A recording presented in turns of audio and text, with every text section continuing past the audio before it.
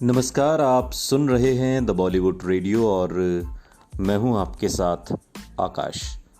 किस्सा दोस्तों राजेश खन्ना का है और डिम्पल कपाड़िया के एक इंटरव्यू के हवाले से। डिम्पल ने अपने एक इंटरव्यू में कहा कि काका न तो अपनी खुशी बांटते थे न गम, और मुझे उन्हें किसी भी तरह की मदद देने से बेहद डर लगता था। मैं बस वहाँ मौजूद रहती थी कि हो सकता है कि शायद उन्हें मेरी ज़रूरत पड़ जाए।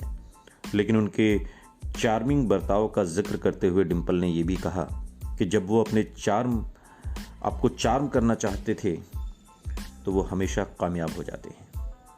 वो बहुत दिल वाले हैं और अपने पैसे और दिल से भी जो कोई भी उनके करीब रहा है वो इस बात की गवाही दे सकता है। अपनी इस सफलता के चरम पर उन्होंने खुद को हमेशा अपने चमचों से घेरे रखा।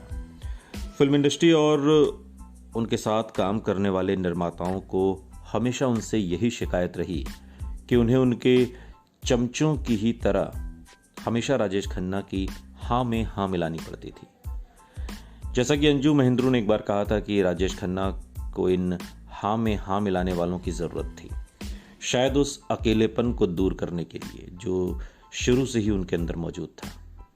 सुधीर गाडगिल बताते हैं कि उन्होंने आशीर्वाद में अक्सर राजेश खन्ना को घंटों अपने टेरेस पर खड़े हुए देखा, किन्हीं ख्यालों में खोए हुए, अपने घर के सामने समंदर में डूबते हुए सूरज को देखते हुए। न जाने वो क्या तलाश रहे थे। उनके बारे में मेरा पहला ख्याल ये है कि वो बेहद घमंडी शख्स हैं, और दूसरा ये कि ये घमंड करके और दुनिया के बीच बनाया हुआ एक डिफेंस मैकेनिज्म है, क्योंकि वो नहीं चाहते कि कोई ये बात जाने कि वो अकेले हैं, बहुत बहुत बहुत अकेले। ये बात भावना सोमाया ने 70 के दशक के अंत में राजेश खन्ना के लिए लिखी थी। अपने सुपरस्टारडम के दौर में भी राजेश खन्ना अक्सर अपने चारों तरफ एक अदृश्य दीवार सी बना लेते थे। उनकी सबसे करीबी को-स्टार मुमताज के मुताबिक वो कभी भी बहुत ज़्यादा दोस्ताना किस्म का बर्ताव नहीं करते थे।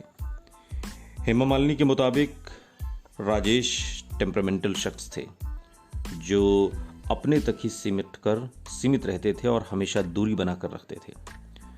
ज़ीनत अमान ने बताया कि राजेश खन्ना के साथ उनकी पहली फिल्म अजनबी के दौरान राजेश खन्ना बहुत रिजर्व थे, लेकिन साथ में हमारी आखिरी फिल्म तक आते आते वो बहुत ही इंट्रोस्पेक्टिव हो गए थे।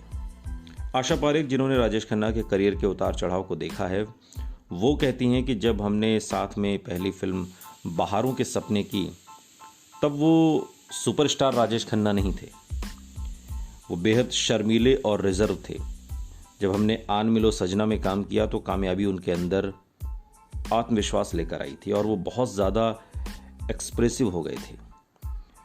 जब हमने साथ में अपनी आखिरी फिल्म धर्म और कानून, जो कि 1984 में आई थी, वो की तो वो अलग थलग और अंतर्मुखी हो चुके थे। उसके बाद शायद ही हमारी बात हुई हो।